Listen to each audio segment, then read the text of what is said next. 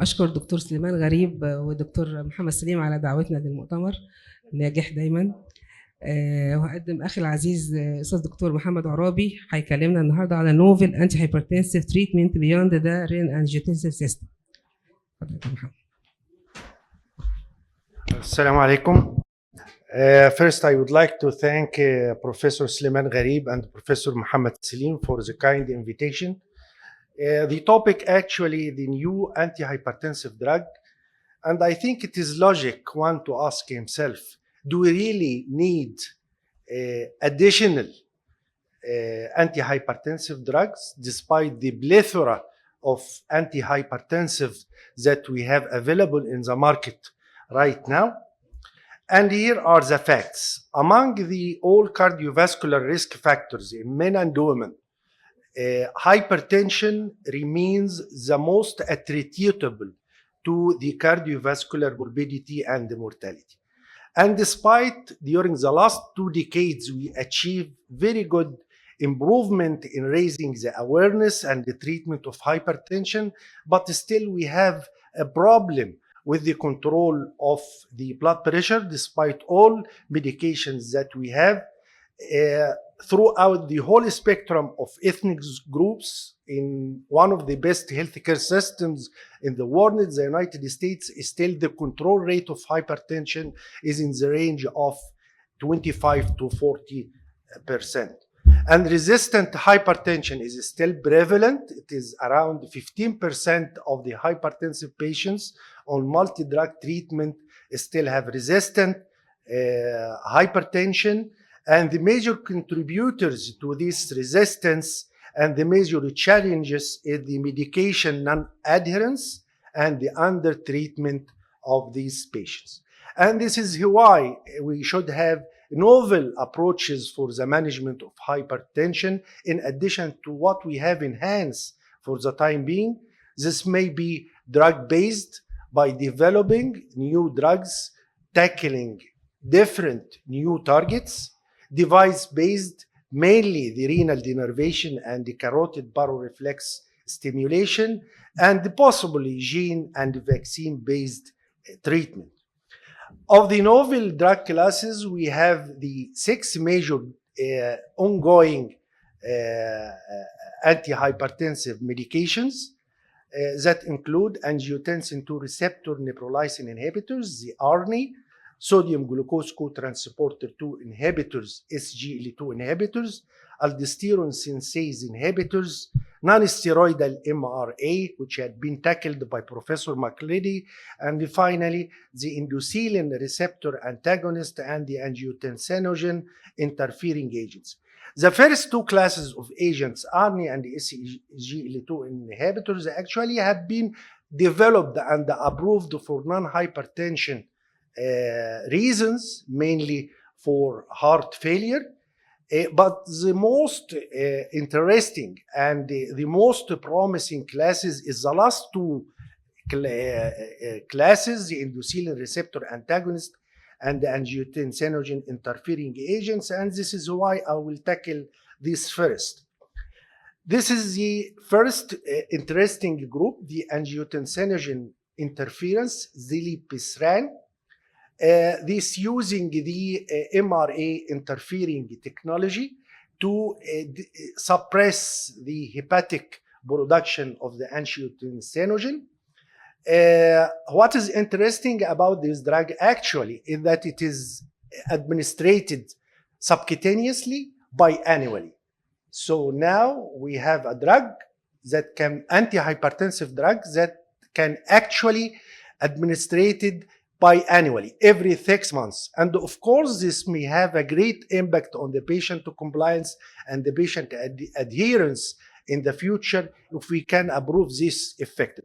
Interestingly, that in the just a few weeks ago, in the last ECC, we have a randomized trial, the CARDIA trial, which tested the RNA interference with zilipizran for mild to moderate hypertension. This is the CARDIA trial.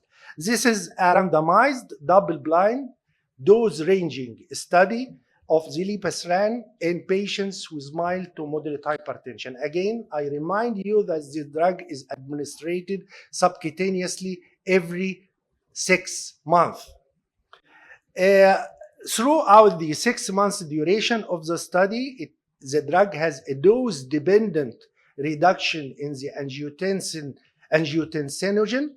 All through, this was a dose-dependent and was a significant all through the study duration.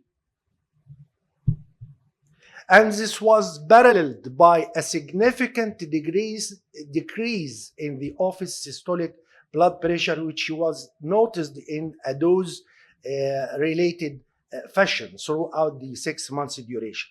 And this was also reflected on the mean ambulatory systolic blood pressure, which showed a significant dose-dependent reduction in the blood pressure with this drug compared with placebo. Actually, there was no drug-related serious or severe adverse events. The only reported side effects was orthostatic hypotension and mild hypokalemia in most of the cases. This is a very interesting, I think, and I think this may have a great role in the future because it can has a great impact on the patient adherence and patient compliance. If you have a drug that can be injected subcutaneously every 6 months, it will be a great advance in the current era. The second interesting class of drugs that we also have a recent data for is the dual endothelin receptor antagonist, the drug of aprocitentan. We have the precision trial that has been published in the late 2022 in the Lancet using the dual endothelin antagonist for resistant hypertension. It was a randomized parallel group phase 3 trial, and as we see here throughout the whole phases of the trial, there was a significant 24-hour ambulatory systolic blood pressure reduction compared with placebo. And the conclusion of this trial is that the blood pressure lowering effect was maintained with this drug over 48 weeks. The only reported side effect was edema and fluid retention that was managed successfully with addition or the up titration of diuretic therapy. And this dual endothelin receptor antagonist, the aprocitentan, may represent a new alternative pharmacological approach for the treatment of resistant hypertension, in addition to other background therapies in the future. What about SGLT2 inhibitors? As we all know, these drugs has been developed mainly for the cardiorenal protection purposes, both in the diabetics and in the non-diabetics and the treatment of heart failure. But actually, the studies of the SGLT2 inhibitors with DAPA, IMBA, CANA have reported a sort of moderate reduction in the systolic and diastolic blood pressure by around 4 to 8 millimeter mercury, supposedly due to its glucosiuric effect and its effect on the weight reduction of these patients. This was particularly more manifest in the Asian population than the white and the black patient. But again, the reduction in the blood pressure in these studies was modest reduction, and still the primary focus of these drugs is for the treatment of heart failure and for cardiorenal protection rather than for the treatment of hypertension.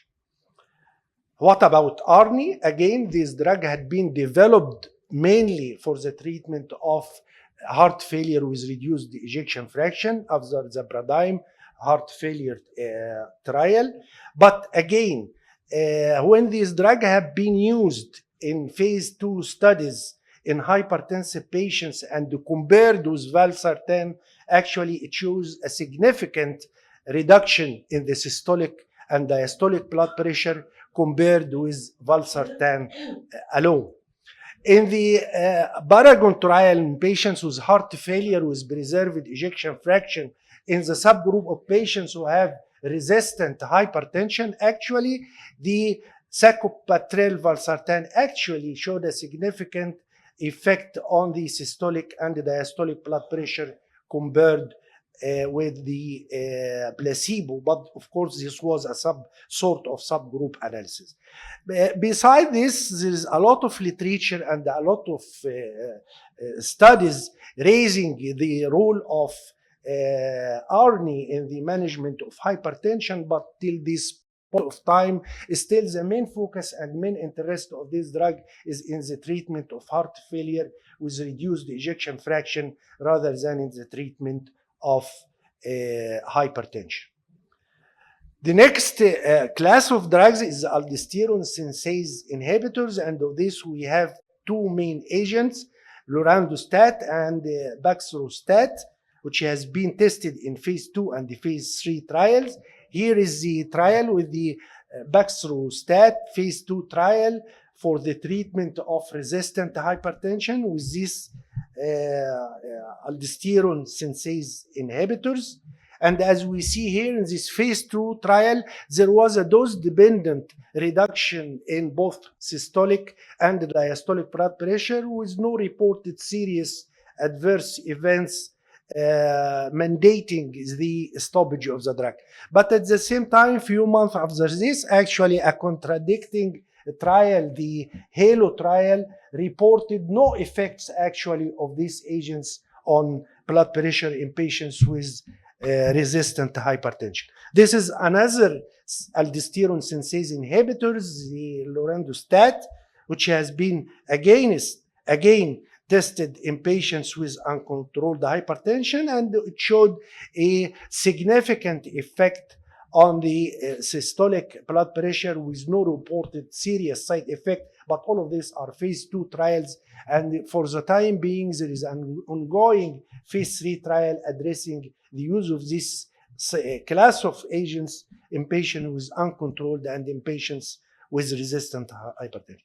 Professor McLeody addressed this, the non-steroidal MRA, and the main advantage of this over the steroidal MRA is the less incidence of hyperkalemia and the less androgenic side effects, which is known for the steroidal mineraloreceptor antagonist. Finerenone actually has been tested for chronic diabetic kidney disease, and it shows a significant effect on this group of patients regarding the renal and the cardiovascular outcome. And during this study, there is, as Professor McLeody alluded to, there is just a small amount of reduction in the systolic blood pressure. It was significant, but it is in the matter of few millimeters compared with the placebo. And for the time being, the evidence with this drug is for chronic diabetic kidney disease protection and not for the treatment of hypertension. And again, isoxazolinone is another non-steroidal mineraloreceptor antagonist tested in phase 3 trial in essential hypertension compared with eplerenone. Actually, it has a comparable antihypertensive effect regarding systolic and diastolic blood pressure compared with eplerenone, and of course less incidence of hyperkalemia and less incidence of androgenic side effects. Here we have another list of ongoing trial with less strong evidence: aminopeptidase A inhibitors, xanthine oxidase inhibitors, phosphodiesterase 5 inhibitors, and others, but none has been approved. Most of these are in phase 2 or 3 trials, but none have been added to the list of the available antihypertensive drugs during the last decade. So, Mr. Chairman, this is my conclusion. Despite the plethora of antihypertensive drugs that we have in the market today, we still have unmet needs to control the blood pressure.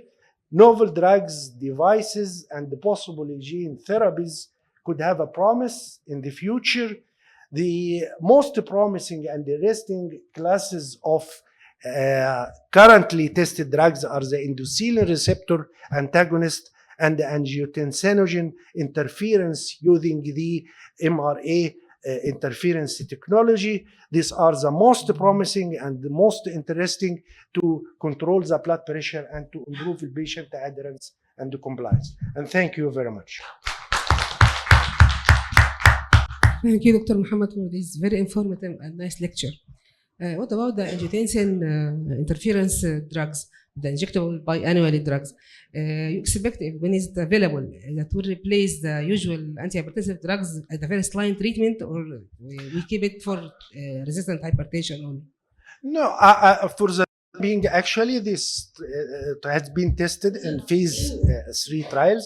I think that the nice thing about this is that you have a drug that can be like inclisiran. You have a drug that can be injected biannually. So I think it will add too much, particularly in patients who have a problem with the adherence and the problem of the compliance. I don't think it will be the only drug. It could be on top of a background other therapies, but of course it will help too much in patients with poor adherence and patients who are non-compliant on treatment. Any questions for that? Excellent presentation, Dr. Mohamed. هو برضو about angiotensinogen interference. Do you think this long duration is safe؟ يعني العيان ممكن يدخل في hemorrhage، في dehydration، في severe diarrhea. يعني الانجيوتنسين ده يعني هيمودايناميك فاكتور، وبيحافظ لي برضو في الستريسفول كونديشن على الهيمودايناميك بتاع بيشنت. ان انا سيف وابقى مطمن ان انا ادي دواء يشتغل 6 اشهر وممكن العيان يدخل لي في ديهايدريشن او في سيفير دايريا او كار اكسيدنت، هل ده هيبقى ابليكابل؟ This is why we are doing trials. So the safety of the drug has been tested before in phase 2 trials. So when you reach phase 3 trials, this means you are already tested the drug safety in phase 2. Now the drug in the phase 3 trial, which is the you are testing the effectiveness on a large number of patients. So I think we passed this stage of querying the safety of the drug, because and in this trial actually there was no adverse life-threatening effects. The only reported side effects were just mild hypertension in some cases, mild hyperkalemia in some cases, which was treatable. But there was no safety concern in the trial whatsoever. And even before in phase 2, and there was no safety concern regarding your concern. Dr. Mohamed, Dr. Oraby, as usual, very comprehensive review of the novel antihypertensives. أنا عندي سؤال على مجموعة ظهرت وخدت انثوسيازم كبير قوي، ودلوقتي احنا مش عارفين ايه القصه بتاعتها. حتى لما بتدور في الليترشر بتلاقي الكلام شويه ويد وشويه اجينست، اللي هي الرينين انهبيتورز، مينلي الاسكايرين. هو في الاول كان فيري افكتيف، بعد كده بعض الكونسيرن على سيفير هايبوتنشن مع الدايابيتيك بيشنتس وذ مايلد رينال امبيرمنت. بعد كده قالوا احنا طلعنا نيو جنريشن منه بيتلافى السايد افكتس. بالنسبه ان انت يعني خدت اوفر فيو للقصه دي، ايه رايك في موضوع الرينين انهبيتورز؟ اكشوالي زي ما حضرتك قلت، لو انت جيت search literature for this drug, actually this drug has been a sort of concern at certain point of time, but it has not been proved to be safe or effective, and most of the trials working with these drugs had been stopped at this time. الشغل دلوقتي كله على الالدوستيرون سينثيز inhibitors as a more effective and more safe pathway for the interruption of the aldosterone mechanism rather than the direct renin inhibitors. So they stopped testing actually and studying this drug after the safety concern you alluded to. هو الحقيقه الاف دي اي ادت له ابروفل والاميا ادت له ابروفل وعملوا وورنينج، لكن ما عملوش ليتر اوف ويزدرول، وما زال في بعض الدول هي دي مشكلته. لكن زي ما حضرتك تفضلت ان هو فعلا السيفتي كونسيرنز بتاعته عاليه. شكرا جزيلا. Any other questions? Thank you, Dr. Mohamed. We will close this session, and I think it's time for coffee break.